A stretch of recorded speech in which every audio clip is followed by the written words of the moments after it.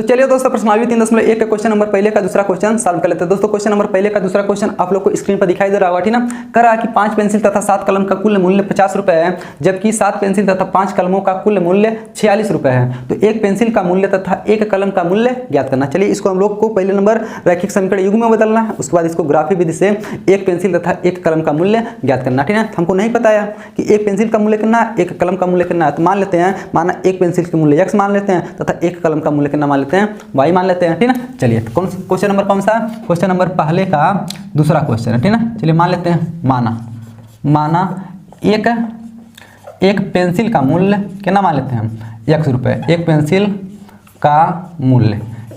का मूल्य मान लेते हैं कितना बराबर x रुपये तथा एक कलम का मूल्य कितना मान लेते हैं y रुपये। एक कलम का मूल्य y रुपये, ठीक ना। एक कलम का मूल्य कितना मान लेते हैं हम लोग y रुपये मान लेते हैं, ठीक ना। अब देखिए अब केठो पेंसिल केठो कलम खरीदा, ठीक ना। दो कंडीशन दे दिया है, ठीक ना। 2 बार खरीदा, पहली बार का खरीदा इसको लिखेंगे स्थिति प्रथम, यानी कंडीशन को हम लोग हिंदी में क्या बोलते हैं, स्थिति बोलते हैं।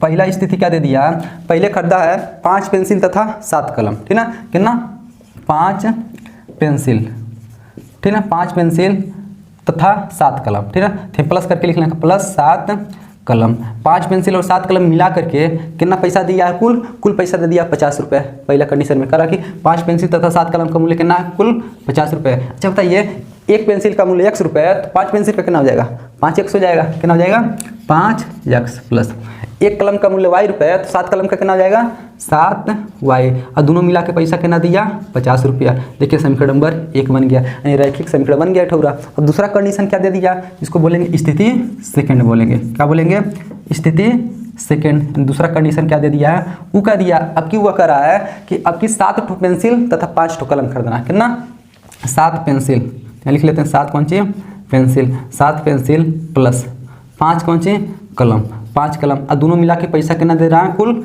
46 रुपये दे रहा है। कितना 46 रुपये। अब बताइए एक पेंसिल का मूल्य कितना है x, तो 7 पेंसिल का कितना हो जाएगा 7x प्लस एक कलम का कितना है y, तो 5 कलम का कितना हो जाएगा 5y, दोनों मिला के कितना दे दिया 46 रुपये। इसको समीकरण नंबर 2। देखिए रैखिक समीकरण युग्म बन गया। अब इसी को ग्राफी विधि से सॉल्व करके हम लोग x y का मान निकाल लेंगे, यानी पेंसिल और कलम का मान मूल्य ज्ञात कर लेंगे, ठीक ना। चलिए सबसे पहले ग्राफी विधि से सॉल्व करने के लिए क्या करना पड़ेगा, हमको निर्देशांक पता करना पड़ेगा। चलिए इसका निर्देशांक पहले हम लोग पता कर लेते हैं। पहले नंबर किसका, यानी समीकरण 1 का, यानी पहले रेखा का लिखेंगे इसको समीकरण 1 से। समीकरण 1 से क्या निकालेंगे हम लोग, निर्देशांक कैसे निकालेंगे, यानी इसको लिख लीजिए पहले 5x प्लस 7y बराबर कितना दिया 50 दिया। अच्छा बताइए इधर हम लोग x का मान यहाँ से निकालना है, चाहे x का निकालिए चाहे y का निकालिए, हम तो x का निकालने जा रहे हैं। 5x बराबर कितना हो जाएगा 7y को उधर भेजेंगे तो 50 है प्लस उधर जाके -7y हो जाएगा, तो x बराबर कितना हो जाएगा 5 नीचे चल जाएगा, 50 - 7y बटे कितना हो जाएगा 5 हो जाएगा। देख लीजिए x का मान मिलेगा 50 - 7y बटे 5। अब यहाँ पर क्या बनाएंगे हम लोग, एक सारणी बनाएंगे, ठीक ना। इस सारणी में हम लोग x और y का मान लिखेंगे, यानी x और y का निर्देशांक लिखेंगे, ठीक ना। कम से कम 3 निर्देशांक पता होना चाहिए। इसमें x का मान लिख लीजिए, इसमें y का x का मान निकाल चुके हैं हम, कितना 50 - 7y बटे 5, 50 - 7y बटे 5।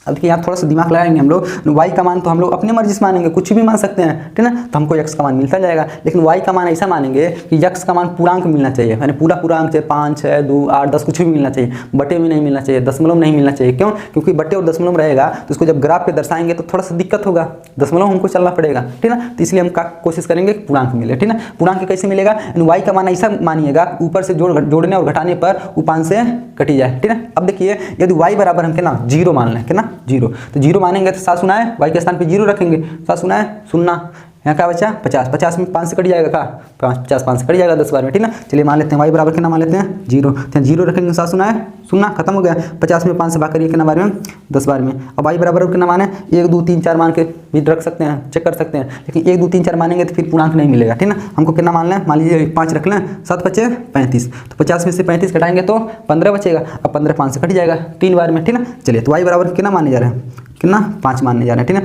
तो देखिए 5 7 यानी 7 बचे, यहाँ 5 रखेंगे, 5 7 35, 50 में से 35 घटाएंगे तो 15, 15 में 5 से भाग करेंगे तो कितना हो जाएगा 3 हो जाएगा। इसको आप लोग कोई रफ आकार में भी कर सकते हैं, कोई दिक्कत नहीं। चलिए अब देखिए 0 हो गया, 5 हो गया, अब इसके बाद कितना मान लें, चलिए 10 मान लेते हैं। देखिए 10 7 70, कितना 10 आते हैं 70, 50 में से 70 घटाएंगे तो -20 बचेगा, कितना -20। अब -20 में हम 5 से भाग करेंगे तो -4 बार में, 5 चौको 20 होता है ना, तो -20 था तो -4 हो जाएगा। यानी निर्देशांक कितना मिल गया 10, 0, 3, 5 -10, 4, 10, ठीक है। इस समीकरण 1 के लिए मिला है। अब क्या किसके लिए निकालेंगे हम लोग, समीकरण 2 के लिए निकालेंगे, ठीक है। यहाँ लिखेंगे किससे, समीकरण 2 से। समीकरण 2 कहाँ पर है, तो यहाँ पर है, ठीक है। ये कितना दे दिया है 7x + 5y बराबर कितना दिया है 46। यहाँ से भी x का मान निकाल लीजिए, y को उधर भेज दीजिए, तो 7x बराबर 46 - 5y, तो x बराबर कितना हो जाएगा 7 नीचे आ जाएगा, 46 - 5y बटे 7, ठीक है। अब फिर क्या बना देंगे हम लोग, देखिए x का मान निकल गया, अब एक सारणी बनाएंगे, ठीक है। चलिए एक हम लोग का खींच लिए, एक सारणी बना लिए। अभी सारणी में x और y का मान लिख लेते हैं, ठीक है। कम से कम 3 मान निकालिएगा, 3 मान। यहाँ x का मान लिख लेते हैं, y का लिख लेते हैं। x बराबर कितना मिला है 46 - 5y बटे 7 मिला है, ठीक है। अब देखिए यहाँ फिर वही काम करेंगे कि y का मान ऐसा मानेंगे, x का मान पूर्णांक मिलना चाहिए। क्या मिलना चाहिए, पूर्णांक मतलब पूरा अंक मिलना चाहिए, दशमलव और बटे में नहीं मिलना चाहिए, ठीक है। अब देखिए क्या माने, ठीक है। तो y बराबर हम क्या मान लें, 1 मानेंगे तब पर भी नहीं आएगा, 2 ना, ठीक है। माइनस में चेक कर लें, कहाँ -1 -2 रख के चेक कर लेते हैं, ठीक है। -2 रख के चेक कर लेंगे। चलिए इसको हम बाहर सॉल्व करने जा रहे हैं। 46 - 5 गुणे y बराबर -2 रखने जा रहे हैं, -2 रखेंगे, बटे कितना है 7, तो 46 माइनस से प्लस 5 दूना 10 बटे 7, 46 10 कितना हो जाएगा 56, 56 7 से कट जाएगा, 7 बटे 56, यानी देखिए पूर्णांक मिल जाएगा फिर हमारा, ठीक है ना। चलिए कितना रखने जा रहे हैं -2, y बराबर -2 रखेंगे, देखिए माइनस से प्लस हो जाएगा, 5 दूना 10, 46 10 कितना हो जाएगा 56, 56 में 7 से भाग करेंगे 7 बटे 56, x का मान कितना हो गया 8 हो गया। अब देखिए y बराबर -2 मान लिए, अब y बराबर कितना मानना, ठीक ना। तो y बराबर आप लोग 5 मानेंगे तो तब पर भी कट जाएगा 5, देखिए कैसे 5 बचे 25, 46 में से 25 घटाइए तो 21 बचता, 21 में 7 से भाग करेंगे तो 7 3 21, कितना बार में जाएगा 3 बार में चल जाएगा। अब देखिए दोनों का अंतर कितना है, यानी -2 और 5 + 5 में कितना का अंतर है, तो 7 का अंतर है, तो 7 7 जोड़ते चले जाइए, कितना 5 में 7 जोड़ेंगे कितना 12, 12 से यानी y बराबर 12 रख लीजिए, कितना रख लेंगे y बराबर 12 रख लेते हैं, ठीक है। 12 रखेंगे, 12 × 5 = 60, ठीक ना, कितना हो जाएगा 12 × 5 = 60। चलिए देख लेते हैं, तो 46 माइनस 5 गुणे 12 रख लेंगे बटे 7, तो 46 - 12 × 5 कितना हो गया 60 बटे 7, 46 में से 60 घटाएंगे तो -14 बचेगा, 14 में 7 से भाग करेंगे कितना -2 बार में कितना हो जाएगा -2, ठीक है। चलिए कितना रखने पर 12 रखने पर देखेंगे 12 × 5 = 60, 46 में से 60 घटाएंगे तो कितना बचेगा 14 बचेगा, 14 में 7 से भाग करेंगे 7 दूना 14, ठीक है, कितना -2 बचेगा, क्योंकि यहाँ -14 बचा था, -14 में 7 से भाग करेंगे तो -2 आ जाएगा, ठीक है। अतः निर्देशांक कितना मिल गया 8, -2, 3, 5 और 2, -2, 12। अब देखिए मैक्सिमम निर्देशांक कितना तक गया, मैक्सिमम 12 तक गया। चलिए हम लोग एक ग्राफ खींच लेते हैं, ठीक है। तो ग्राफ आप लोग कैसे 2 का गैप करके भी खींच सकते हैं, जैसे 2 4 8 10, ठीक है, या फिर 1 2 3 4 भी खींच सकते हैं। 12 खाँचेंगे थोड़ा सा बड़ा हो जाएगा, चलिए 1 2 3 4 करके खींच लेते हैं हम लोग, कोई दिक्कत नहीं है, ठीक है। चलिए यहाँ पर खींच लेते हैं, ये हमारा कौन सी होता है EYH होता है, ठीक है ना, ये क्या होता है XH होता है। चलिए इसको थोड़ा सा इधर बनाते हैं हम लोग, थोड़ा सा हल्का सा इधर बनाते हैं, चलिए, ठीक है ना। ये हमारा +XH होता है, ठीक है ना, +XH होता है। ये क्या होता है -XH होता है, ठीक है ना। ये क्या होता है +YH होता है, ये क्या होता है -YH होता है, ठीक है। चलिए मैक्सिमम कहाँ तक गया है, मैक्सिमम ज़्यादा से ज़्यादा 12 तक गया, ठीक है। तो 12 खाँच लेते हैं हम लोग, चलिए खाँच लेते हैं, 1 2 3 4 5 6 7 8 9 10 11 12, ये दूरी बराबर लीजिएगा, ठीक है। इधर भी 1 2 3 4 5 6 7 8 9 10 11 12, 2 3 4 5 6 7 8 9 10 11 12, 5 6 7 8 9 10 11 12, ठीक है ना। चलिए सब पे 12 खाँच लिए। अब सब यानी इसको क्या बोलते हैं, मूल बिंदु बोलते हैं, इसका निर्देशांक कितना होता है 0, यानी 0, 0 होता है, इसको हम O से दर्शाते हैं। 1 2 3 4 5 6 7 8 9 10 11 12, ऊपर भी प्लस होता है, 1 2 3 4 5 6 7 8 9 10 11 12, लेकिन इधर तो माइनस होता है, तो -1 -2 -3 -4 -5 -6 -7 -8 9 10 11 12, ठीक है ना। वैसे देखिए माइनस में 12 तक नहीं गया होगा, माइनस में खाली 2 4 तक गया, ठीक है ना। तब 12 तक नहीं खास करके 4 तक खा सकते, तब पर भी कोई दिक्कत नहीं है, ठीक है ना। माइनस है, -1 -2 3 4 5 6 7 8 9, 10, 11, 12। चलिए 12 तक खींच लिए हम लोग, ठीक ना। अब देखिए अब इसको हम लोग जो हमारे निर्देशांक मिला है उसी को यहीं पर दर्शा देते हैं। तो पहले कितना मिला 10, 0, x अक्ष पे 10, y अक्ष पे 0, तो x अक्ष पे 10 तो यही मिल जाएगा कि 10, 0 वहीं पर मिल गया। दूसरा कितना है 3, 5, x अक्ष पे 3 यहाँ पर है, y अक्ष पे 5 यहाँ पर है। चलिए इसको आगे बढ़ा लेते हैं, इसको भी आगे बढ़ा लेते हैं, एक दूसरे को वहीं काटा, कितना मिल गया 3, 5, फिर -4, 10, x अक्ष पे -4 इधर है, y अक्ष पे 10 इधर है। चलिए आगे बढ़ा लेते हैं इसको भी और इसको भी आगे बढ़ा लेते हैं, ठीक ना। एक दूसरे को देखिए यहीं पर काटा है, एक बिंदु यहाँ मिला, एक यहाँ मिला, एक यहाँ मिला, ठीक ना। देखिए तीनों एक ही रेखा में आना चाहिए, तीनों से होकर जाती हुई एक रेखा खींच लीजिए, ठीक ना। तीनों से होकर के जाती हुई एक रेखा खींच लेते हैं। अब दोनों रेखाएं अब यानी एक रेखा ही, अब एक दूसरी रेखा जो खींचेंगे वो दोनों एक दूसरे को जहाँ जा करके काटेंगे वो क्या हो जाएगा हम लोग का, देख लीजिएगा आप लोग खींचेंगे इंच पटरी यानी इंचल से खींचेंगे, तीनों बिंदु जो है एक ही लाइन में आएगी, ठीक ना।